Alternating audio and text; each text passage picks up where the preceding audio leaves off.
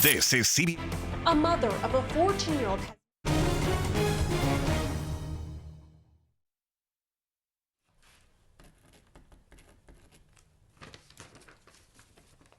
Hey, 1, 2, 3, 4, 5, 6, 7, 8, 9, 10.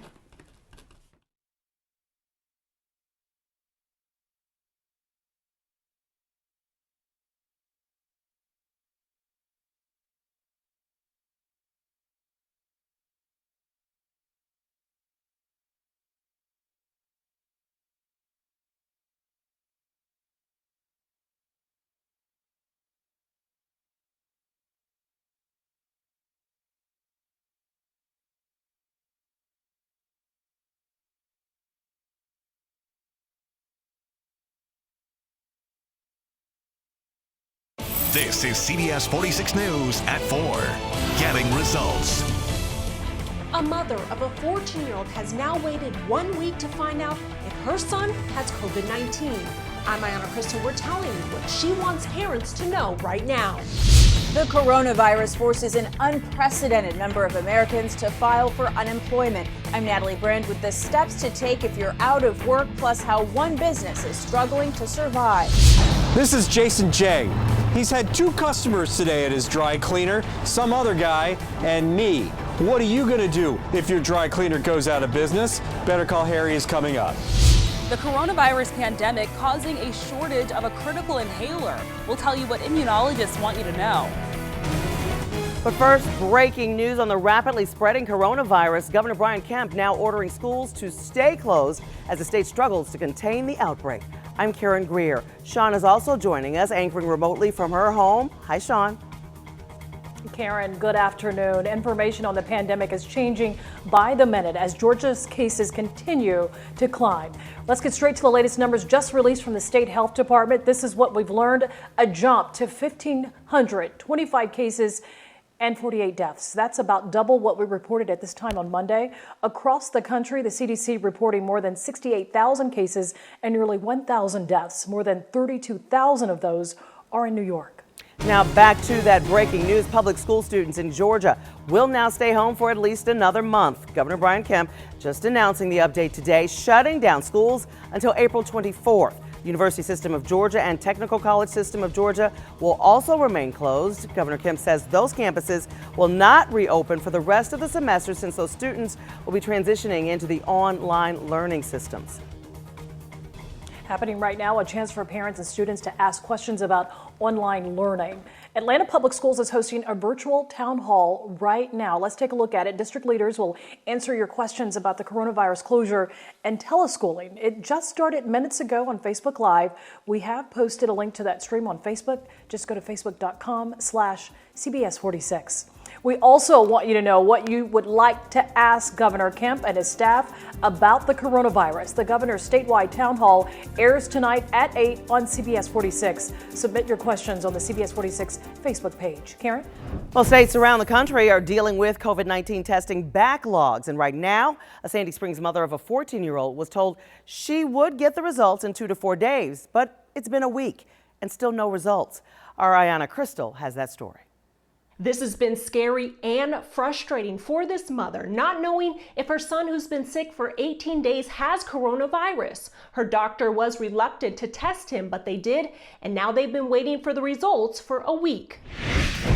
At this point, it's a waiting game, and I hope it doesn't go on much longer because it's a week now, and I would like some answers, and I don't blame the doctors. I know that they're doing the best they can. I feel horrible for everybody in that system right now, but why is it that it's taking this long? This Sandy Springs mother of 3 teenagers has been quarantined in her home since March 9th. After her 14-year-old son had a temperature of over 100 degrees, a horrible cough, and a runny nose. They first went to the doctor on March 13th, and they were sent home after the pediatrician said it was allergies. But when Jordy's symptoms got worse 6 days later, they went back to the doctor where they said he had pneumonia. Because of the coronavirus outbreak, Stacy insisted on a COVID-19 test since her son continued to have a temp, cough, and shortness of breath for over a week. The doctors were reluctant, but they ended up testing Jordy and told Stacy it would take 2 to 4 days to get the results. Now it's been 1 week and they still haven't received the results. With having teenage boys, she wants parents to be taking this seriously because it's not just the elderly that are being affected by this virus. Parents have to take note and realize this is a serious situation and is impacting absolutely everybody, no matter your race, your color, your age, your demographic, anything. It is not something that you're immune to, and don't think that it can't happen to you. States around the country are currently dealing with testing backlogs. I did reach out to the lab that is processing Jordy's test to find out how long the COVID-19 tests are taking to be processed so people can get results. I have not heard back. Health officials are warning while you're waiting for results, make sure to stay quarantined. In Atlanta, Ayana Crystal, CBS 46 News. Ayana, thank you. Now to some breaking news on the coronavirus cases across the country. President Donald Trump says that federal officials are developing guidelines to rate counties by risk of virus spread. He wants to start easing nationwide guidelines meant to stem the outbreak. The new guidelines are meant to let state and local leaders to make decisions about maintaining, increasing, or relaxing social distancing. The news comes as the president weighs how to contain the economic fallout. 79 people living in a New Jersey nursing home has been safely moved after coronavirus cases swarmed the facility. Medical workers had to wear protective gear during the process. Right now, there's no time frame yet on when the nursing home will be sanitized so patients can move back. Right now, reports of 2 Costa Rica cruise ships with people sick on board near the port of Miami. Only crew members remain on board, and Carnival officials say the crew are the ones that are reportedly sick. Neither ship will be docking at this time. Breaking news on Wall Street. The Dow rallies more than 1,300 points, capping its biggest 3-day surge since 1931. Here's a look for you at today's action. The Dow Jones Industrials right now looking really strong. There are our numbers right there, up 1,351. The NASDAQ up 413, and Standard & Poor's up about 154. So the numbers at this point looking really strong. Now, once the House passes the $2 trillion stimulus bill, small business loans that could be converted to grants could be turned around within 36 hours. Jobless insurance would rise by $600 a week as soon as next week, and $1,200 cash payments to individuals would be direct deposited within 3 weeks. The coronavirus has shuttered all kinds of businesses and led to massive layoffs. That's left workers with no option but to file for unemployment. Natalie Brand has the results of a new report. Ford's Fish Shack is still offering takeout at its Northern Virginia restaurants and food truck, but with the dining rooms closed, Tony Stafford has seen a 90% drop in business and had to lay off around 140 employees. I look them in the eye, sit down with them, and I don't know to tell them 3 weeks, 3 months, when it's going to be over. It's a lot of stress. Among those waiting for that answer, bartender Raquel Velez Vezaga. The uncertainty of not knowing what to expect. The Department of Labor says nearly 3.3 million people filed for initial unemployment benefits last week. That's up 3 million from the week before and shatters the previous record of 695,000 claims in 1982. The $2 trillion economic stimulus deal negotiated by the White House and lawmakers will give unemployed workers an extra $600 per week for up to 4 months on top of state benefits. But the surge in claims is overwhelming many unemployment agencies. Workers who find themselves unemployed should document. Michelle Evermore is with the National Employment Law Project. She says it usually takes 2 to 3 weeks for claims to be processed and payments made. But with the massive spike in unemployment, there could be delays. Keep whatever they've gotten from their employer about the circumstances of their unemployment and print as many pay stubs as they possibly can. Right now, employees at Ford's Fish Shack, including server Jean Lee, can get a free meal at the restaurant every day. I try to remain optimistic because if I wasn't optimistic, I might sit at home and cry. Thank you. She's just waiting to go back to the job she loves. Natalie Brand, CBS News, Washington. Now, small business owners are still working and are getting more desperate by the day. We've talked about restaurants, but have you been to your local dry cleaner? Better Call Harry caught up with a Roswell couple who are losing sleep over the loss of business. Here's what happens to your local dry cleaner when every day is dress casual day. The machines are off, the hangars bare, and the place is empty. So you're down like 90% on business? 90%, yeah. What do you do? I don't know. I don't know. Plaza Cleaners at the corner of Holcomb Bridge Road and Old Alabama in Roswell sees 50 customers on a normal day. Today, Jason Jang has had 2, me and some other guy. His 4 employees are home, but he's here, hoping Congress will stop messing around and pass the stimulus bill. How frustrating is this for you? The sigh sums it up. Jang has 2 stores, Plaza Cleaners and Ivy Cleaners, 3 miles down Holcomb Bridge, where the Kroger is packed. But the only employee here, Jang's wife, Cindy. I have a big problem. I cannot sleep. She's worried. The rent is due for both locations, thousands of dollars they need now. What's the landlord saying? Have you asked for a delay? Yes, I'm already sent the email, but they didn't not answer. Cindy thinks they can make it maybe another 2 months. My first customer today. Got one customer who stopped by for pickup. It's always nice to see you. Jangs are hoping discounts for things like comforters and winter clothes will motivate customers to come back. Anything to keep the racks moving. That's no good. We have to help each other. Here's how we're advocating for dry cleaners everywhere. You got a comforter? Take it in. You got winter clothes that need to be cleaned? Take those in. And don't forget, dry cleaners also do laundry. You had to throw me your underwear? They do that too. Take it in to keep them in business. I'm Better Call Harry, CBS 46 News. Harry, thank you. Information on the deadly coronavirus pandemic is changing quickly. That's why we're leading coverage with hourly updates. You can watch at the top of every hour on the powerful CBS 46 app and on the CBS 46 Facebook page. Download the app free in the Apple App Store or on Google Play.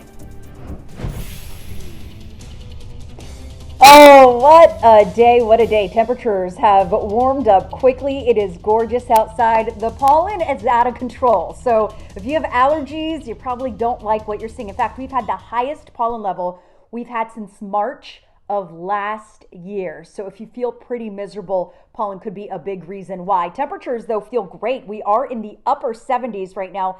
78 in Atlanta, 82 in LaGrange, 80 in Locust Grove, even warmer than yesterday. And even yesterday felt pretty fantastic on average, especially across northwestern Georgia, anywhere between 5 to 10 degrees warmer right now compared to this time yesterday. Rest of the evening looks good. It is going to be a little milder tonight compared to last night. Last night we dropped down to the low 50s. Tonight we'll only drop down to the low 60s.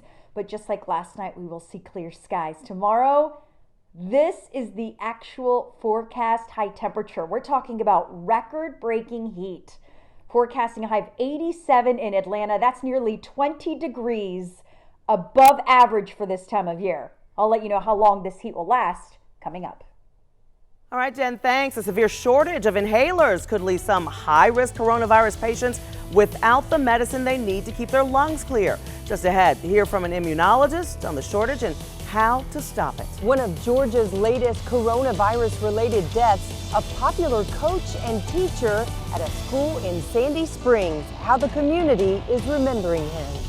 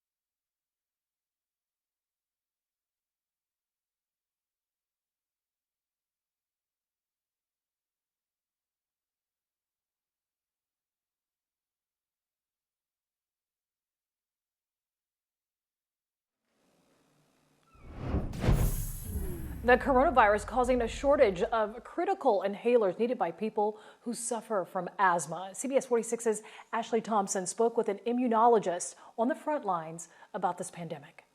People with asthma are considered high risk if they contract the novel coronavirus. An inhaler can be a matter of life or death for them.